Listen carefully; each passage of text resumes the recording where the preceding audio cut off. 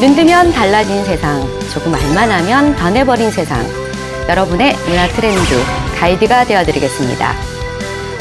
안녕하세요. 문화야 놀자 진행을 맡은 고민정입니다. 네, 안녕하세요. 문화야 놀자 박권입니다. 반갑습니다. 아, 예. 한 주간 잘 지내셨어요? 네. 네. 날씨가 너무 좋죠. 너무 좋습니다. 네. 어떻게 좀 나들이도 좀 가셨어요? 나들이? 요즘까지는 아직까지는 좀 그렇고요. 이제 네. 갈 계획을 마구마구 세우고 있습니다. 그렇습니다. 네. 저는 요즘 뭐 날씨가 너무 좋아가지고 우리 근교로 많이 바람도 세고 또 맛있는 곳도 많이 찾아다녔어요. 그게 진정한 힐링이더라고요. 네. 그렇죠. 맛집 네. 투어가 진정한 힐링이 맞습니다. 맛집도 그렇고 우리가 사실 너무 이 벚꽃이나 이런 꽃을 보려고 너무 이제 다른 데 멀리 계획을 세우는데 요즘은 참 잘 돼 있어가지고 집 앞에 잠깐만 나가도 공원에도 근처에도 꽃들이 되게 예뻐요. 그리고 제가 느낀 게 뭐냐면은 공원 같은 데 나가보면 요즘 정말로 이 반려동물과 함께 맞아요, 산책을 맞아요. 즐기시는 분들이 참 네네네. 많아서 보는 것만으로도 참 기분이 좋아지더라고요. 맞아요. 네네. 근데 드디어 요즘 전 세계적으로 우리나라뿐만 아니라 반려동물 이게 1,500만 시대가 됐다고 1,500만 합니다. 시대? 네네. 와. 어마어마하죠. 맞습니다. 예전에는 동물이 그냥 동물이었는데 지금은 가족이라고 하죠. 동물도 그냥 동물이었어요? 네. 많이 가족이라고 되네요. 반려동물인데 네. 지금은 가족입니다. 그래요. 네. 맞아요. 정말 소중한 가족인데요. 이 소중한 가족을 어떻게 아껴줘야 될지 우리가 좀 많이 알아야 됩니다. 그렇죠. 그래서 오늘 특별한 게스트 한 네. 분을 모셨습니다. 국경 없는 수의사회 대표님이시죠? 네. 김재영 대표님 모셨습니다. 어서 오세요. 네, 반갑습니다. 네. 안녕하세요. 국경 없는 수의사의 대표 김재영입니다. 네, 반갑습니다. 네, 반갑습니다. 네. 자, 국경 없는 수의사회. 저랑 좀 비슷한 게 있네요. 저는 이제 국경 없는 먹방러거든요. 네, 전 세계 모든 음식을 다 먹습니다. 국경이 없어요. 예, 그래서 그런 건 좀 저랑 비슷하시고.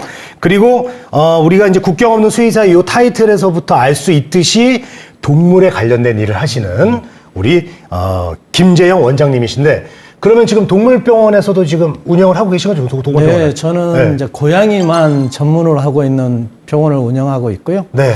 병원 임상한 지는 한 34년 정도 된 수의사입니다. 아. 우리가 이럴 게 아니라 네. 처음부터 아예 네. 저희가 항상 오시는 분에게 네. 본인 소개를 셀프로 네. 직접 예, 해달라고. PR 시대니까 한번 네네네. 해주세요. 아, 예. 부탁드리겠습니다. 네.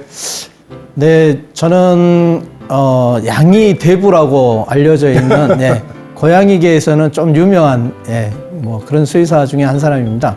근데 오늘 주제가 이제 동물의 복지와 보호에 대한 관련된 이야기를 하기 위해서 왔는데요. 그러기 위해서 제가 2020년도부터 활동했던 단체가 하나가 있습니다. 그게 국경 없는 수의사회인데요.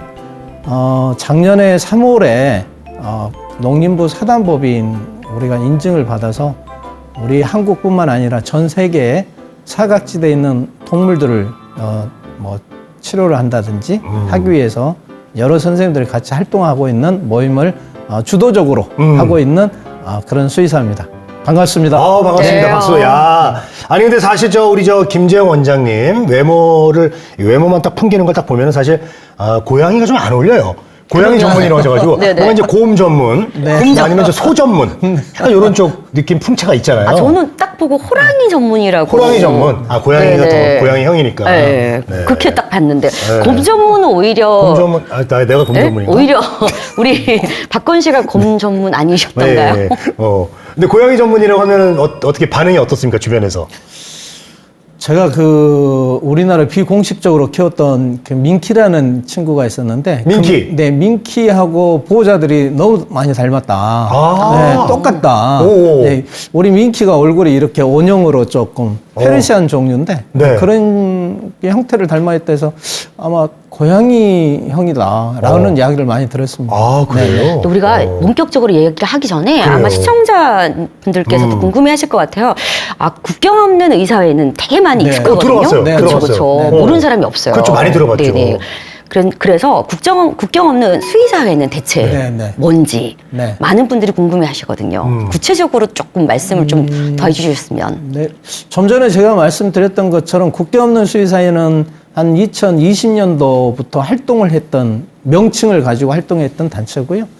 사실 국경 없는 수의사회에 활동하고 있는 선생님들은 몽골에서 의료 봉사했던 선생님들 그리고 해군 군의관 선생님들하고 덕적도라는 도서에 가서 의료보건사했던 선생님들, 그리고 현재 우리 주변에 그 동네 고양이, 길고양이라고 이야기하는 그렇죠. 이 친구들 이제 TNR이라는 그 의료봉사를 하면서 만났던 그 선생님들이 네. 뭐 한 10년 정도 같이 활동했던 선생님들이 모여서 만든 그런 단체입니다. 자, TNR이 뭔지 아세요, 박건 씨? T 뭐요? TNR? 네네. 이 전문 용어입니다. 네. 그거 저 중성화 수술 아니에요? 네네. 오. 트랩, 뉴턴, 리턴이라고 해서 네. 포획을 해서 중성화하고 제자리에 방사를 해주는 네. 고양이를 어찌 보면 인도적인 어떤 관리, 그리고 우리 어떤 지구촌이라는 공간에서 인간만 사는 공간이 아니기 때문에 고양이하고 행복한 공존을 위해서 할 수 있는 사람의 어떤 뭐 어떻게 하면은 가장 민원 해소도 할 수 있고 개체수를 줄임으로 인해서 고양이 어떤 삶을 좀 풍요롭게 할 수 있는 네. 그런 어떤 프로그램 중에 하나입니다. 왜냐하면 이게 그 아시다시피 길냥이라고 흔히 하죠. 네. 근데 길냥이 동네에 보면 도심에는 뭐 도심뿐만 아니라 옹천에도 섬마을에도 굉장히 많지 않습니까? 네, 맞습니다. 근데 이 문제가 하나 민원이 되게 많이 들어온 이유 중에 하나가 네. 길냥이들이 개체 수 때문에 네, 네. 사실 그런데 이 길냥이들을 많이 잡아서 예전에는 안락사가 그렇죠. 네, 이런 부분들 때문에 동물 복지 차원에서 문제가 생겼다는 그 다음에 나온 프로젝트인가요? 그렇죠. 사실 제가 1996년도에 영국에서 이게 처음으로 진행됐던 프로그램 중 하나입니다. 그 이유가 뭐냐면, 지역 주민들 민원이 굉장히 많습니다. 왜냐하면 새벽에 우는 거라든지, 쓰레기 봉투를 뜯는다든지, 네. 영역 싸움을 하기 위해서 같이 싸움을 한다든지, 이런 민원 해소를 하기 위해서 처음에 1996년도 영국에서 했던 그런 프로그램인데요. 제가 2007년도에 처음 서울시에 그 프로그램을 제안했던 그런 프로그램 중에 하나입니다. 근데 잠깐 이 이야기 하기 전에 저는 우리 사이에서 어떤 명칭의 이름이 굉장히 중요하고 소중하다라는 어떤 이야기를 좀 잠깐 드리고 싶습니다. 네, 좋습니다. 왜냐하면 우리가 고양이를 부를 때 기존에는 도둑고양이, 맞아요. 그다음에 야생고양이 예. 이런 식으로 하게 되면은 어떤 느낌을 받냐면 굉장히 부정적이고 굉장히 그렇죠. 나를 공격하고 네. 굉장히 어떤 내가 그 해를 당할 수 있는 그 무서운 어떤 존재라고 생각하는데 그 이후에 하는 게 이제 코숏, 그러니까 코리안 숏헤어 줄인 약이 코숏이라고 이야기하기도 하고요. 요즘은 길에서 산다 해서 길고양이라고 이야기하는데 저는 요즘 좀 명칭을 좀 더 업그레이드해서 동네에서 같이 생존을 같이 생활을 하고 있기 때문에 네. 길고양이라는 단어보다는 동네 고양이라는 표현을 동네 좀 고양이. 많이 동네. 썼으면 좋겠다. 아. 그러면 동네라는 어떤 의미가 굉장히 좀 친근한 이미지를 약간 주기 우리 때문에 식구, 네네, 우리 편. 우리 가족, 네네. 네네. 같이 생존하는 그냥 편안한 어떤 이웃 이런 생각을 가질 수 있는 단어이기 때문에 네. 오늘 시청해주신 우리 시청자분들께서는 고양이가 지나가면 무서워 그런 것보다는 도둑고양이 이런 느낌보다 동네 고양이네 이렇게 네. 좀 편하게 대해줬으면 하는 마음을 좀 갖습니다. 동네 네. 고양이. 그거보다 이제 저는 더 나가서 이웃 고양이. 이웃 고양이. 네, 네이버후드 고양이 어때요? 네. 네이버후드 고양이. 이웃 고양이. 네, 이웃 고양이. 한번 우리 이웃이니까. 네네. 우리 이웃이잖아요. 한번 생각해 보겠습니다. 알겠습니다. 자, 그렇다면은 지금 아까 처음에 우리 원장님께서 이 국경 없는 수의 사회를 설명해 주셨을 때 하루아침에 만들어진 게 아니더라고요. 네. 예전에 이미 활동했던 분들이 함께 한다고 하셨는데 네. 혹시 뭐 단체 어떤 단체마다 다 이런 추구하는 게 있고 그런데 네. 슬로건 같은 게 있습니까? 네, 있습니다. 네. 저희 국경 없는 수의사의 모토가 있는데 하나의 세계, 하나의 세계. 하나의 건강. 하나의 세계, 하나의 하나의 건강. 세계, 하나의 공간. 우리 지구라는 지구촌이 하나하지 않습니까? 네. 그래서 이 지구촌에 살고 있는 모든 생명들이 하나의 어떤 그 공통 분모를 갖고 있다는 의미이기도 하고요. 그리고 건강이 항상 같아야 된다.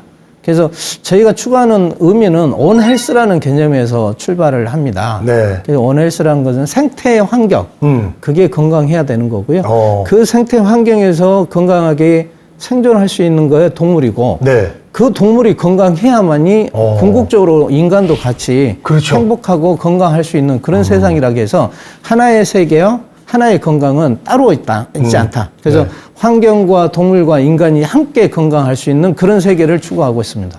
하긴 뭐 동물들도 건강해야지 우리가. 그렇죠, 그렇죠. 우리도 건강한 거지. 동물이 뭐 우리한테 또 안 좋은 걸 옮길 수도 있잖아요. 맞아요. 그랬던 전례도 있고. 네, 지금 사실 우리가 코비드19 같은 경우에도 예.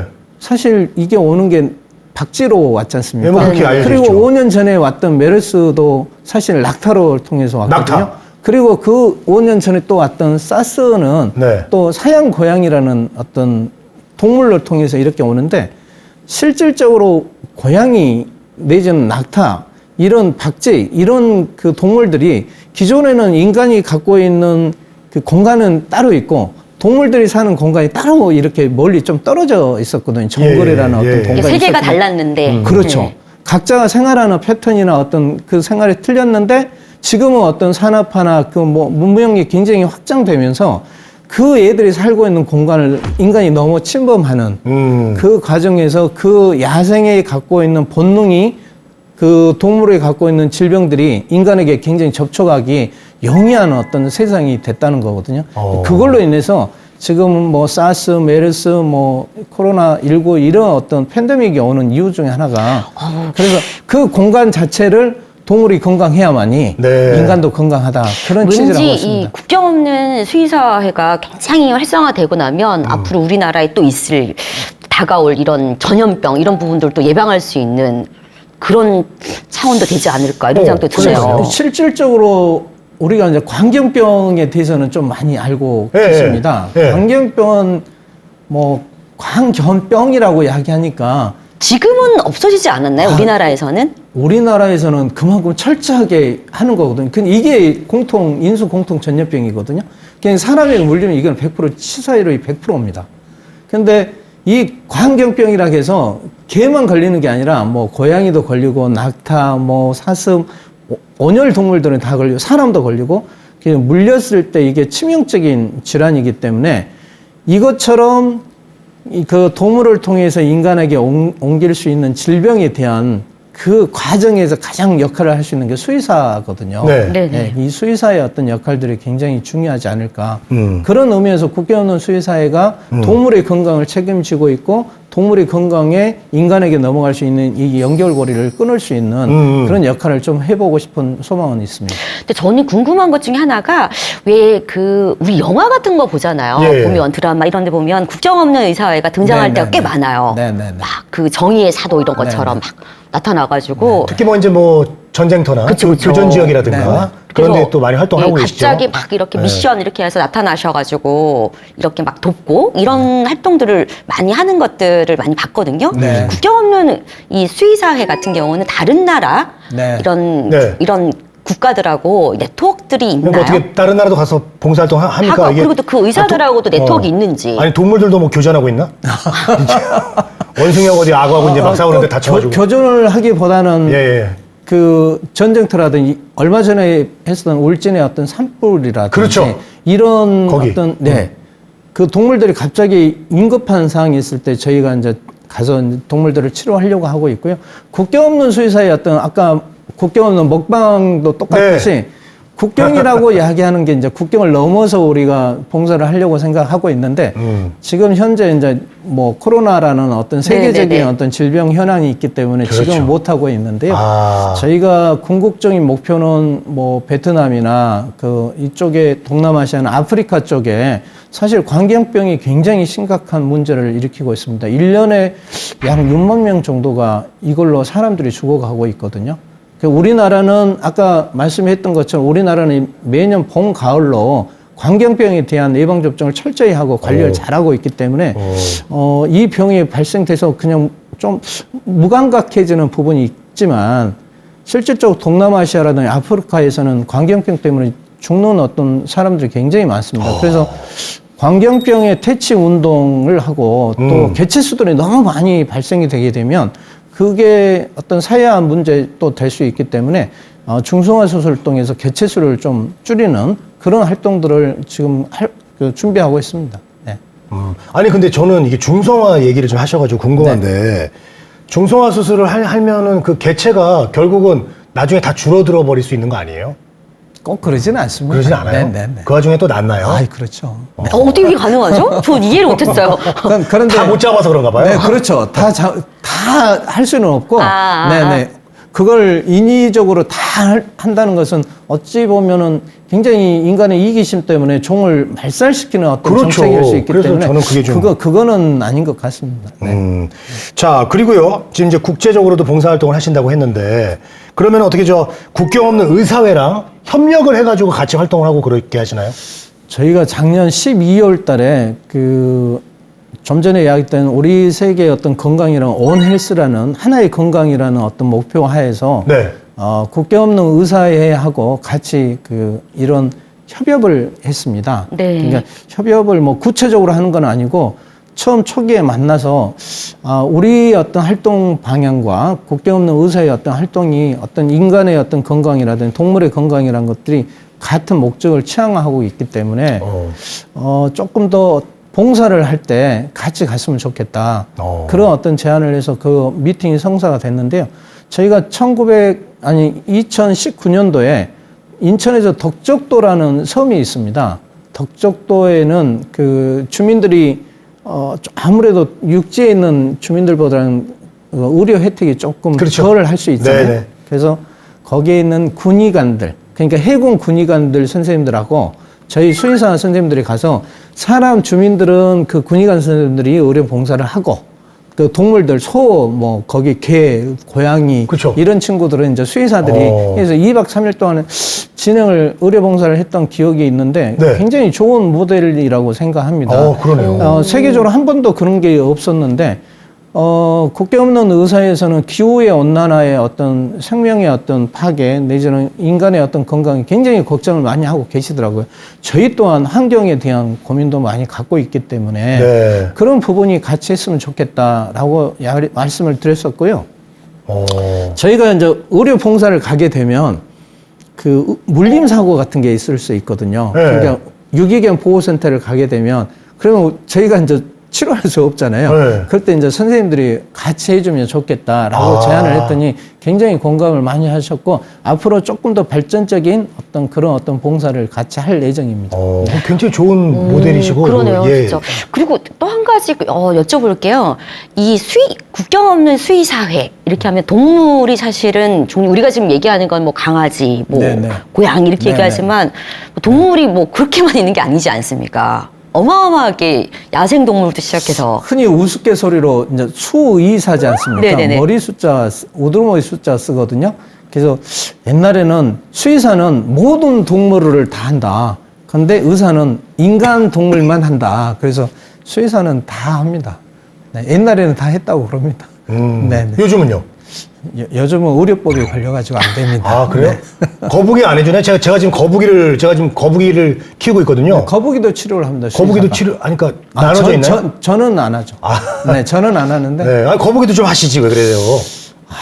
아직 머리가 그렇게 딸려서요. 거기까지 공부하고. 고양이상. 그럼 요즘. 고양이만 합니다. 원장님, 요즘 이제 파충류 쪽에 또 매니아들이 많거든요. 네네. 그래서 그거만 전문으로 하는 선생님이 또 따로 있으세요? 그렇죠. 요즘은 좀 세분화된 것 같습니다. 인이 선생님들 같은 경우는 무릎 관절, 디스크면 디스크, 정형외과에 하는 것처럼. 그렇죠. 눈만 보는 선생님이 있는 것처럼 수의계도 굉장히 좀 세분화하고 있는 거예요. 눈만 보는 병원, 심장만 보는 병원, 피부과만 보는 병원, 아니면은 종류. 내과만 보는 병원, 암만 전문적으로 보는 병원. 예. 이런 식으로 조금 더 동물에 대해서 저희가 처음에 말씀드렸던 1,500만의 어떤 반려가족이 있다 보니까 이게 정말 동물이라고 생각 않고 내 가족, 나 식구 이런 정말 한 몸이 되다 보니까 조금 더 의료의 어떤 질적인 부분을 좀 많이 생각하고 계시거든요. 이 부분을 조금 수의계에서도 그런 쪽으로 합니다. 그래서 저 같은 경우에도 이제 고양이만 보는데 저 같은 경우는 이제 두 가지를 좀 중점으로 하려고 합니다. 이제 고양이 치과. 네. 그리고 고양이는 실질적으로 질환이 제일 많은 게 이제 비뇨기 쪽이 많거든요. 그러니까 오줌을 못 싸고 혈뇨를 보는 비뇨기 쪽이라든지 신장이 망가지는 신부전이라는 이 병들이 실질적으로 나이가 먹으면 거의 50%, 60% 이상이 됩니다. 굉장히 많네요. 그래서 저는 이제 앞으로 지금 점점 그런 쪽으로 진행을 하고 있는데 비뇨기를 전문적으로 하는 그러니까 고양이의 비뇨기만 전문으로 하는 병원을 운영하려고 그렇게 지금 계획을 하고 준비하고 있습니다. 제일 중요한 거죠. 예전에는 정말 네. 그 수의사, 동물병원 이러면 네. 그 타이틀이 딱 하나였는데 네, 네. 지금 말씀하시는 거는 이 수의사, 동물병원에서도 의사분들 중에서도 분야가 고양이, 네. 뭐 예를 들면 뭐 파충류, 네, 네. 뭐 소 근데 그거 나눠져 있는데 지금은 또 몸통도 치과, 나눠졌네. 그러니까 이제 비뇨기과. 김재영 원장님 같은 경우는 이제 병원을 딱 가서 입구에 간판 밑에 딱 보면은 고양이 전문, 그 밑에 특히 비뇨기과 네. 이렇게 돼 있네요. 치과. 네. 이렇게 돼 있는. 치과입니까? 이렇게. 그 왜냐면 각 동물들이 갖고 있는 해부학적인 생리적인 그게 특성이 너무 틀리거든요. 공부하는 게 너무 많습니다. 맞아요. 네, 그래서 저는 공부하기가 사실 싫어서요. 이것만 열심히 하면 네. 뭐 얘들을 조금 더 건강하고 조금 오래 살 수 있게끔 만들 수 있을 것 같아서.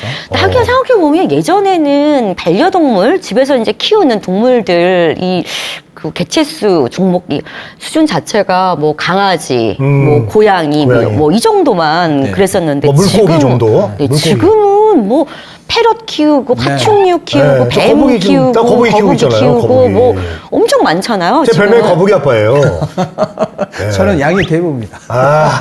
대분이시가 네, 대부에 그래요. 알겠습니다. 그러다 자, 보니까 아무래도 그런 쪽이 그 수의사님들도 또 세부적으로 또 되는 이런 네. 현상이 또 생긴 분이 있나 보네요. 자, 그럼 이제 중요한 얘기를 좀 나눠보겠습니다. 자, 봉사활동 하다 보면 이제, 동물복지에 관련돼서 이 동물들의 그 처우나 이런 게 심각한 상황을 많이 보실 것 같아요. 그래서 국내 동물복지 중에서 가장 좀 도드라진 문제가 있다면 어떤 게 있을까요? 가장 아무래도 개 식용 문제가 가장 크지 않을까. 생각합니다. 그거 아주 민감한 문제죠. 네네네. 왜냐하면 한쪽에서는 가족이라고 생각하는데 한쪽에서는 식용 먹거리로 생각하는 이런 문화가 공존하고 있는 게 그렇죠. 지금 현실이거든요. 우리나라의 어떤 동물 복지 문제의 가장 처음 하도는 아마 개 식용 문제일 것 같고요.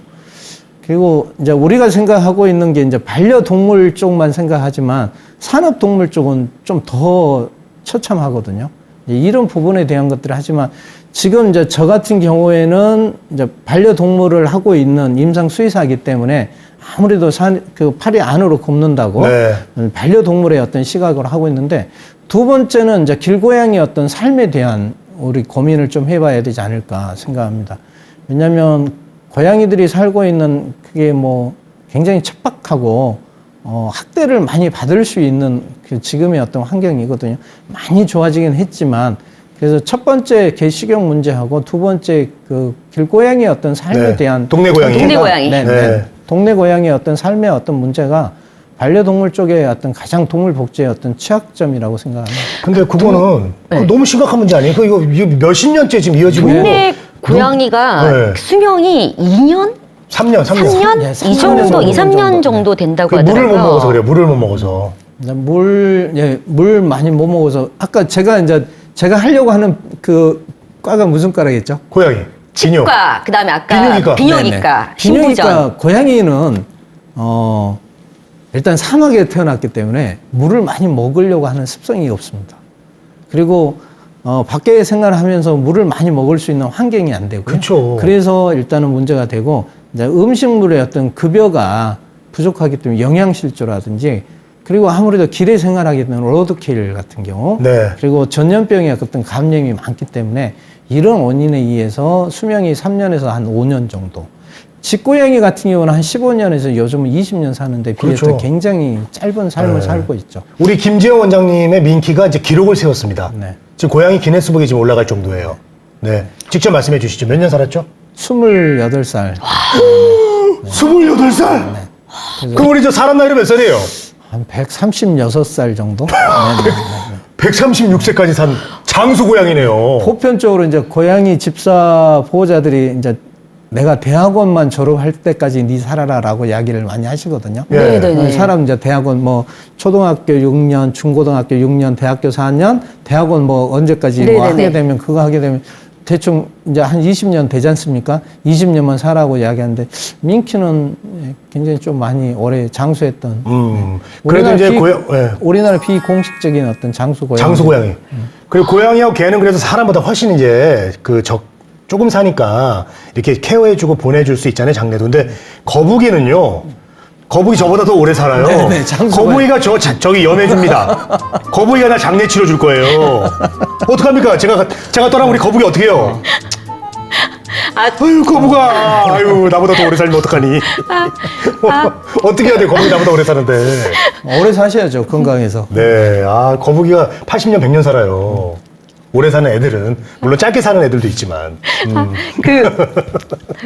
그 동물 복지 말씀하셨는데요. 이쪽에 이제 오랫동안 종사하시다 보니까 아마 그 과거 뭐 10년 전, 20년 전, 30년 전 이 과거하고 지금하고 이 달라진 이런 변천사 이런 문화의 이런 부분들을 굉장히 잘 알고 계실 것 같아요. 아무래도 지금은 그래도 많이 좋아진 것 같습니다. 법 개정도 많이 되고 정부에서 예산이라든 편성해서 뭐 지금 이제 가장 문제가 요즘 되고 있는 게 이제 들개 문제가 좀 심각하거든요. 그래서 정부에서 그 작년 올해 계획이 마당개 시골에서 키우고 있는 시골개라고 이야기하는 마당에서 1m 줄에서 평생을 살아가는 이들이 계속적인 번식과 계속적인 임신을 통해 출산을 하는데 굉장히 이애들의 삶에 고통스러운 부분이 있거든요. 근데 이애들이 집에서만 생활하는 게 아니라 이제 새끼가 나서 밖으로 나가게 되면 들개가 되거든요. 그렇죠. 예, 들개 문제에서 작년 같은 경우에는 사람이 물려서 죽는 어떤 큰 사고가 일어났던 것처럼 저희가 마당개 프로젝트를 좀 준비를 하고 있습니다. 국경 없는 수의사에서. 마당개 중성화 프로젝트. 중성화 프로젝트. 네네. 그래서 이애들의 1m의 어떤 평생 삶을 좀 해방하기 위해서 최소한 2, 3m 정도의 목줄을 좀 해주거나 좀 그 보호자에게 교육을 좀 시켜서 산책이 꼭 필요한 동물이기 때문에 같이 그렇죠. 산책을 좀 하든지 이런 어떤 문화적인 그 반려 문화의 어떤 홍보와 그 어떤 문화를 만들기 위해서 하고 개체수 반복적인 임신과 출산을 해서 굉장히 어떤 고통스러웠거든요. 이걸 좀 줄여주기 위해서 국경 없는 수의사에서는 이렇게 시골을 돌아다니면서 시골개들이 시골개들을 중성화하는 그런 어떤 프로젝트도 하고 있습니다. 시골개들이 얼마 전에 이제 너튜브를 좀 보니까 이렇게 평생 묶여 있다가 산책을 시켜주는 그걸 봤어요, 방송을 한번. 처음 해보는 건데 애가 너무 좋아합니다. 네, 너무 좋아가지고 어떻게 할 줄을 몰라 하는 모습이 기억이 오래 남더라고요. 근데 사실은 그 시골개보다 더 심각한 게 바로 농장개 아니겠습니까? 제가 이제 개 식용 문제인데 그 뜬장이라고 이야기하는 이 뜬장에 평생 이제 이게 발을 짚을 수 없는, 왜냐면 듬성듬성 뚫려 있으니까 대소변이 빠져야 되니까 청소하기 힘드니까 얼마나 불안할까요? 거기 살면 불안하죠. 평생을 거기에 불안한 사는데 사람들은 그러니까 그 애가 그 환경에 생활하게 되면 아무래도 병에 취약할 수밖에 없거든요. 당연하죠. 자, 그러면은 그 병을 예방하기 위해서 뭘 하냐면 항생제를 과량 투약을 하게 되고 또 성장을 해야지 상품 가치가 있기 때문에 성장 호르몬제를 먹일 수밖에 없는, 그래서 뜬장에서 평생 그 발을 제대로 땅을 짚고 살아야 되는 동물이 뜬장에서 1m 이상에 대한 공간에서 살면서 항생제를 평생 먹고 성장 호르몬제를 먹는데 새끼도 낳죠, 거기서. 새끼도 낳지만 이제 문제는 그 고기를 인간이 또 아주 맛있게 먹는 이 문화가 개 식용 문제는 정말 우리나라에서 좀 이제 사라져요. 왜냐하면 옛날에는 단백질 급여할 수 있는 게 굉장히 척박했기 때문에 뭐 혹시 어떤 음식 문화라고 이야기할 수 있겠지만 항생제 범벅이고 호르몬제 범벅이고 그 오폐수 그런 어떤 짬밥을 식당에서 갔던 짬밥 있지 않습니까? 음식물 찌꺼기를 먹는 그 애들을 먹었을 때 얼마나 인간이 건강할 수 있느냐라고 봤을 때 수의사 입장에 봤을 때는 전혀 아니라고 생각하고 그리고 훨씬 더 어떤 문제가 생길 수 있는 부분이 있기 때문에 일단 개 식용 그리고 어떤 농장개 이 어떤 문제는 좀 철폐돼야 되지 않을까. 아니 근데 원장님 이게 사실 예민한 문제라서 저희가 오늘 뭐 이걸 얘기하면 이제 오래 걸릴 시간이. 근데 항상 그리고 제가 결론에 도달하는 걸 못 봤습니다. 왜냐하면은 이게 뭐 먹는 문화기 때문에 우리 조상들이 대대로 개를 먹어왔고 그렇다면 수의사님 생각은 뭐 그래 뭐 문화 때문에 먹는 거 어쩔 수 없다 치자. 그러면 최대한 위생적으로라도 해달라 그런 의견이신가요? 아닙니다. 저는 아예 그냥 왜냐면 근데 먹는 분들은 또 그러면 또 엄청나게 또 항의를 하지 않습니까? 이제 그런 문화가 제가 2000년 초반에 했을 때 굉장히 좀 많이 그렇게 이야기하신 분들은 훨씬 많았다면 네. 가장 우리나라에서 3대 그 개고기 시장이 가장 큰 데가 있거든요. 그 성남하고 네, 모란 거기 모란. 네네 대구하고 부산이 있는데 네. 성남 모란 시장은 네 그거 없어졌죠? 철폐가 됐죠. 네. 네네. 부산의 그 시장도 철폐가 됐고요. 대구에 하나 이제 남아 있는데 아마 대구도 아마 그 거기에 있는 정치인이라든지 네. 행정을 보고 있는 대구 시장님이라든지 뭐 이쪽에서도 일단은 좀 혐오 시설 내지는 혐오 식품이라고 해서 굉장히 제재가 많이 가서 아마 제가 봤을 때 올해나 내년 정도 되면 뭐 해결되지 않을까 싶은데요. 완전히 없어질 수는 없잖아요. 한 말씀을 드리자면 중국도 개식용을 안 하는 그 개식용을 법적으로 제재를 하고 있는 나라 중에 하나거든요. 거기는 개고기 축제도 있잖아요. 그런데 그게 이제 없어집니다. 없어져요? 중국도 중국 그걸, 위 네. 어딘데 위? 네네 뭐 그거는 위 뭐 도시 이름 있어요. 네네네. 근데 거기- 제가 보기에는 이 문제는 뭐 원장님께서 말씀하신 대로 사실 예전에는 네. 그런 부분들이 뭐 몸보신하는 또 내지는 복날 이렇게 해서 그런 이제 날짜까지 있는 문화가 됐지만 지금은 10년, 20년 지나면서 지금은 그런 문화가 굉장히 많이 그럼요. 바뀌었고요. 네. 그리고 또 듣다 보니까 말씀하신 것처럼 이게 이제 원래 이게 몸보신용이었잖아요. 네, 몸보신 이렇게 하는 부분이 있었는데 지금 말씀 들어보니까 그 부분 또 건강에 인간의 건강에 네, 네. 훨씬 치명적으로 또 안 좋을 수 있는 부분이 또 아니 있으니 그러면 또 좀 반대쪽 분들이 또 이제 그러면 위생적으로 우리가 이게 잘 키워갖고 먹겠다 그러면 또 그렇게 아니, 한다고요. 근데 그런 부분들까지는 오늘 여기서 얘기할 부분은 아닌 것 그러니까 같아서 어려워. 네네, 이게 항상 너무 결론이 도출이 안 됩니다. 이게 어려운 부분이. 특히 길고양이 우리 이웃 동네 고양이도 마찬가지예요. 그 문제도 아님 저기 얼마 전에 이제 뭐 한 사이트에서 공론화가 된 적이 있어요. 어떤 분이 고양이 그 캣맘이라고 하죠. 그분들께서 이제 항상 주시는데 밥을 주시고 물을 주는데 그 옆에 차가 있는 거예요. 그 이제 차 주인이 화가 난 거야. 다 긁어놓은 거야 차를. 본네트까지 비싼 차를. 그래가지고 저 캣맘들이 해놓은 거기 이제 뭐라 그러죠? 먹는 급식소를 다 엎어버렸어요. 그래가지고 또 이제 난리가 났던. 그러니까 이게 끝이 없어. 왜냐하면 또 저희도 재작년에 아파트에 또 이런 인지 있었거든요. 왜냐면 네. 아파트에 보면 사실은 다 그런 그 캣맘들도 있고요. 네. 초등학생 또 아이들이 이런 또 이 동네 고양이를 또 아주 좋아합니다. 또 집에서 못 키우는 아이들은 더더욱 하다 근데 보니까 집에서 이제 뭐 아파트 이런 데서 이제 사료를 주기도 하고 그래요. 물을 주기도 하는데 근데 중요한 건 뭐냐 그러면 그 아파트에 사는 모든 분들이 그걸 또 다 좋아하진 않죠. 않거든요. 네네. 왜냐하면 이거 어떻게 해야 돼요? 왜냐면 또 고양이는 또 뭐냐면 또 새벽에 소리. 지르는데 소리를 또 내잖아요. 이 소리가 또 어르신들이 듣기에는 또 그러니까 이게 거슬리는 소리가 있단 말이에요. 아니 또. 원장님 이거 어떻게 해야 됩니까 이 문제? 이거 저기 사람들이 이 듣기 싫은 소리 나고 우리 차에다가 또 해도 입히고 그런 거에 대해서 어떻게 해야 될까요 이거? 일단은 제가 2007년도에 사실 그 문제 때문에 예. 그 좀 전에 말씀드렸던 TNR이라는 어떤 프로그램을 처음 제안을 했는데 사실 그 정점의 해결책이 TNR에 있습니다. 왜 그러냐면 자 우리가 민원의 가장 3대 요소가 있습니다. 하나는 새벽에 우는 거. 그렇죠. 얘기처럼 우는데 나는 아침에 일찍 일어나서 그 일을 나가야 되는데 이게 잠을 못 잘 정도로 많이 우는 문제. 네. 그다음에 음식물 쓰레기를 막 헤쳐가지고 그렇죠. 주변을 너무 지저분하게 해서 이게 환경으로 인해서 혹시 병균이라도 옮기지 않을까 하는 문제. 그리고 이제 영역 싸움을 하다 보면 너무 시끄러워가지고 하고 그 무서워서 그 접근을 못할 정도로 어떤 공포심을 할 수 있는. 그리고 갑자기 고양이가 가고 있는데 갑자기 탁 튀어나오면 좋아하는 사람 어디 가니라고 이야기할 수 있지만 놀랄 수 있는 사람 그렇죠. 넘어질 수도 있는 네. 이런 문제가 사실 이 3대 문제가 있는데 저는 이 문제는 해결할 수 있는 게 이제 첫 번째 서로 이해할 수 있는 폭이 넓어야 된다. 이게 이제 좀 중심에 있어야 될 것 같고요. 새벽에 우는 문제는 사실 그냥 울지는 않고요. 발정이 왔을 때만 웁니다. 그래서 겨울에 눈 내릴 때 고양이들이 우는 소리 들어보셨나요? 글쎄요. 울지는 않습니다. 자외선을 10시간 이상을 조사를 받아야만이 발정이 옵니다. 고양이는. 어. 그래서 겨울에는 동지가 지난 이후에는 절대 울지 않습니다. 따뜻해지면 따뜻해지면? 2월 달 돼서 날 풀리고 하면 입춘이 가까울수록 이제 발정기가 오면, 그러니까 지금 2월 달, 3월 달, 4월 달이 가장 많이 우는데 네. 이 애들이 우는 이유가 발정 때문에 그러거든요. 그래서 중성화를 하게 되면 이 발정에 대한 호르몬을 제거해 주기 때문에 울지 않습니다. 두 번째는 웃겠네요, 그냥.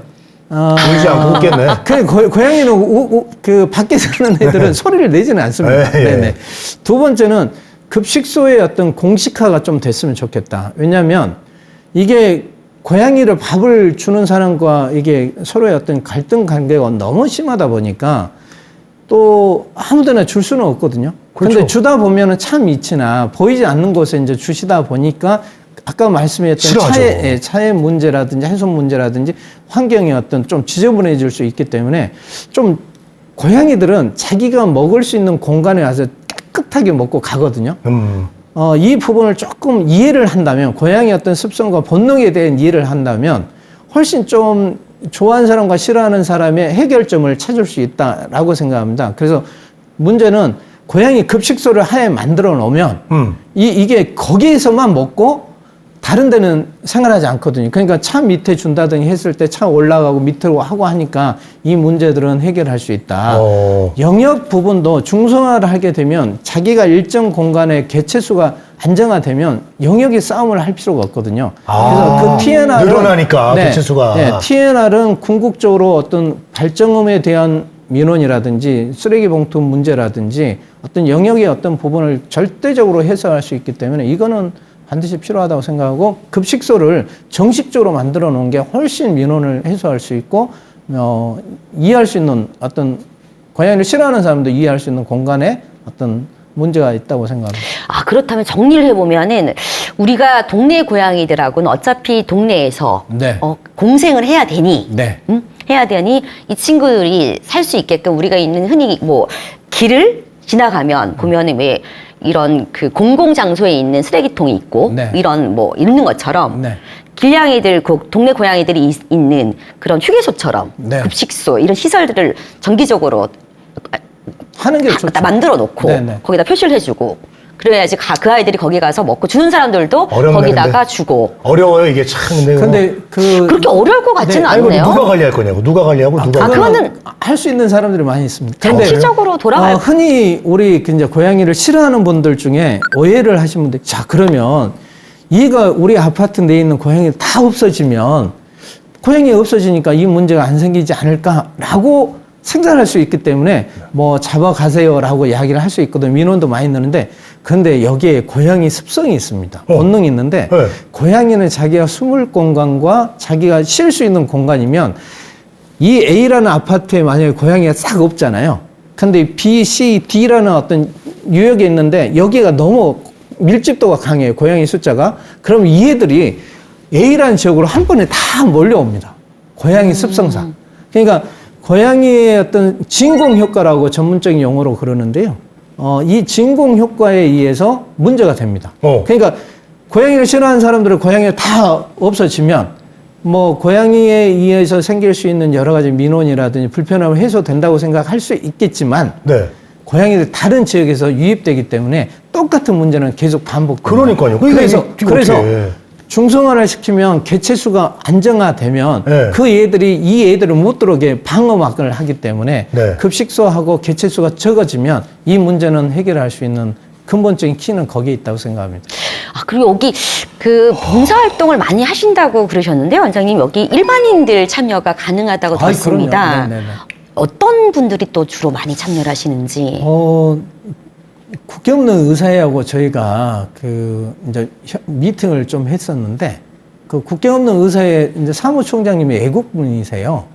네, 그래서 저희 회원 중에, 일반 회원 중에 국제 통역사가 계시더라고요. 어이구. 그래서 그분이 통역을 해서, 왜냐하면 공식적인 어떤 회의이기 때문에 공식적인 어떤 우리가 이해할 수 있는 것보다는 좀 전문가를 좀 초빙하고 싶었는데, 저희 회원 중에 또 일반 회원 중에 국경 없는 그 수의사에 네. 그 국제 통역사가 두 분이나 또 참여해서 아이고. 했거든요.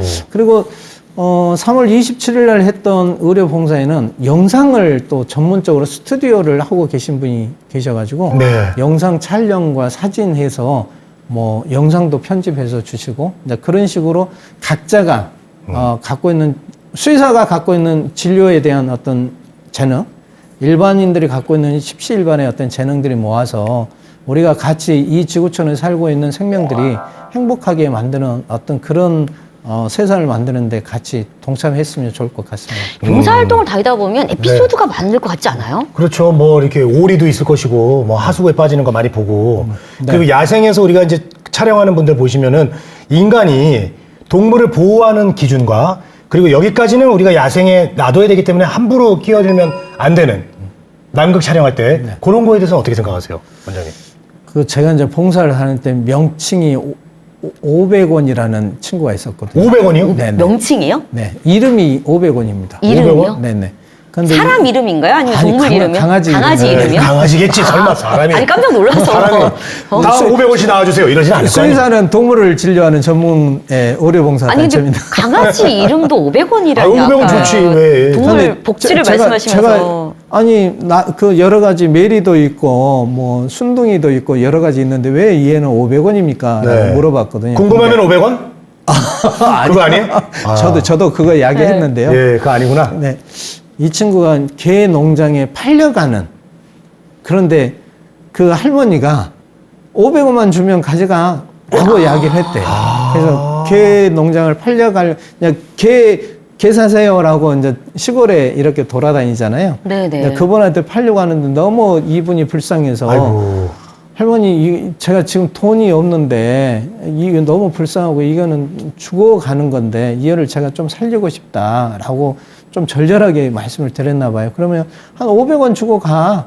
라고 이야기했는데, 이제 그 애를 500원, 마치 500원이 동전 500원짜리 있어서. 그 500원이 있었네요. 네, 그걸 네. 주고 데려와서 그 애는 500원이라고 이야기해서 그 이야기를 하시더라고요. 네. 500원. 네, 네, 굉장히 그 애는 500원 때문에 이제 생명의 어떤 삶을 사는 새로운 삶을 살게 된 그런 케이스도 있었죠. 네. 구조하거나 그리고 또 뭐 그런 봉사활동하거나 이러면은 동물 구조하거나 이런 거 많잖아요. 네, 그런 거 있을 때 조금 그 기억는 특별한 일반인들이 구조하기 어려운 그런 동물들이나 에피소드 이런 부분들도 있을 것 같은데요. 제가 그 하수구에 빠져있던 그 고양이가 있었습니다. 새끼 고양이가 있었는데 이 고양이가 어떻게 이제 빠져 들어가서 정말 몸에 꽉 끼는 어떤 그 하수구에 들어가고 나오지를 못한 거예요. 그렇죠. 거기서 계속 한 거의 주민에 의하면 한 3일 정도를 계속 양 울었대요. 아유, 얼마나 그래서 불안했을까. 사람이 들어갈 수 있는 공간이 아니었는데, 뭐, 그 애를 먹이를 유인해가지고 어떻게, 사다리도 이렇게 만들어주시고, 그때 119 소방대원들도 오셔가지고 도와주신 분들도 있고요. 어떤 분은 이제 하수도고 위에 옥상에서 하수도 구멍, 조그만 구멍에 네네네네. 그 빗물 빠져나는 공간을 네네네. 거기 했는데, 이게 사실 그걸 뚫으려면 건물을 하나의 벽을 좀 허물어야 되거든요. 그런데 그 건물 주인이 이 생명 살려야 되지 않냐. 이건 해서 보수하면 되니까 이렇게 큰 지장은 주지 않는다. 이거 해서 허물어지지 않으니까 지금 이 정도의 아마 이렇게 휘어져 있는 부위에 여기를 아마 하면 얘를 구조할 수 있을 것 같다 해서 아이고. 거기를 뚫어가지고 네네 구조하는 그런 뭐 구조 사건들도 있었습니다. 그리고 김재원 원장님이 이렇게 동물병원 이렇게 운영하고 계시고 이렇게 하다 보면은 혹시 그 병원 앞에 문 앞에 몰래 못 키우겠다고 이렇게 놓고 가시는 분 가끔 있으세요? 어떠세요? 저희 병원에 이런 방송이 나가면 좀 그런데요. 네. 저하고 같이 생활하고 있는 4명의 가족이 있거든요. 그 애들이 다 병원 앞에 다 병원 앞에 아이들. 놔두고. 유기된 애들을 키우고 있습니다. 그래서 절대 저는 그렇게 생각합니다. 처음에 데려올 때는 예쁘고 귀엽고 깜찍하고 동물들이 그런다 해서 처음에 키우다 보면 여러 가지 경제적인 부분이나 어떤 이사라든지 뭐 유학이라든지 내가 키울 수 없는 상황이 됐을 때 굉장히 또 아픈 어떤 이별을 할 수 있거든요. 그래서 처음에 데려올 때 반드시 고민을 좀 해봐야 되지 않을까. 그래서 열암에서 무덤까지 평생을 책임진다는 어떤 그런 생각으로 데려오셔야지 내가 힘들다는 것을 남이 해도 남도 힘들 수 있거든요. 그래서 내가 힘든 것은 내가 책임을 져야 되는 거고 그 책임을 지기 전에 충분하게 먼저 정말 고민해서 데려오신 게 중요하다. 그렇게 꼭 말씀드리고 싶습니다. 아, 정말 가족이라는 마인드를 가지는 게 정말 필요한 것 같네요. 그럼요. 왜냐하면 좋을 때도 있지만 네. 네. 사실은 귀찮을 때도 있고 힘들 때도 있고 피곤할 때도 있는데 그때를 또 다 같이 서로 아껴주고 하는 그런 마음을 가지려면 그래요. 반려라는 거 자체가 반려한다는 거잖아요. 이렇게 좀 예뻐해주고. 예전에는 그 사실 뭐 애완동물 이런 말을 썼는데 네. 그 좀 시대에 좀 뒤떨어지는 그쵸, 그쵸. 그런 얘기인 것 같아요. 고양이라는 동물이 어떤 물건, 장난감 네. 이런 어떤 재미로 키운다는 거잖아요. 소모품의 어떤 그렇죠. 개념이었다면 이제 반려라는 것은 똑같은 어떤 목적을 함께 가지고 가는. 같이 함께 생명의 가치를 그렇게 표현하는 그쵸, 단어이기 삶의 때문에 동반자. 네. 굉장히 중요할 것 같습니다. 네. 자, 오늘 뭐 이제 일부가 이제 거의 끝나가는 시간이 되고 있는데, 김재원 원장님, 그 마지막으로요, 이 국경 없는, 수의사회, 앞으로 또 계속해서 이제 뭐 목표나 계획해둔 게 있으실 것 같아요. 뭐, 다른 곳과 협업을 한다거나, 네, 네. 뭐 어떤 계획들이 있으신가요? 일단은 저희가 이제 환경 생태계에 어떤 같이 고민해야 할 수 있는 그런 단체화하고 같이 하려고 노력하고 있고요. 그래서 환경 운동을 하고 있는 분들하고 같이 좀 했으면 좋을 것 같고, 국경 없는 의사회처럼 어떤 인간의 어떤 생명을 하고 있는 이런 어떤 단체와 그리고 국경 없는 수의사회하고 같이 해서 도서 지역이나 아니면은 우리 어떤 그 손길이 필요할 수 있는 도서 그 동남아 쪽이나 아프리카나 이런 쪽에 같이 봉사를 같이 했으면 좋겠다. 그런 어떤 계획을 하고 있습니다. 네. 네, 오늘 말씀 잘 들었고요. 정말 그 반려동물이라고 여러분들 많이 알고 계실 건데요. 가족처럼 느끼는 거하고 가족이 되는 거하고는 정말 다른 얘기인 것 같습니다. 오늘 얘기 말씀 들으면서 정말 더욱더 가족으로 받아들이고 아껴주는 게 중요하다 이런 생각이 들었는데 아직 갈 길이 많이 맞아요. 그러기 그쵸? 때문에 다음 시간이 또 너무나 기대됩니다. 그렇죠. 정말 다음 시간에는요, 정말 찐으로 반려동물, 특히 이제 고양이에 네. 대해서 오늘 이제 저희 게스트로 오신 김재영 원장님께서 고양이 완전 박사님이시고 고양이 전문가, 전문이시거든요. 네네, 네. 이 대부님에 대해서 고양이에 대해서 전문적으로 하니까 네, 다음 주에도 채널 고정해 주시고요. 네. 오늘 그럼 저희는 이것으로 시간 마무리하겠습니다. 네. 다음 주에 찾아뵙겠습니다. 문화야, 놀자! 놀자!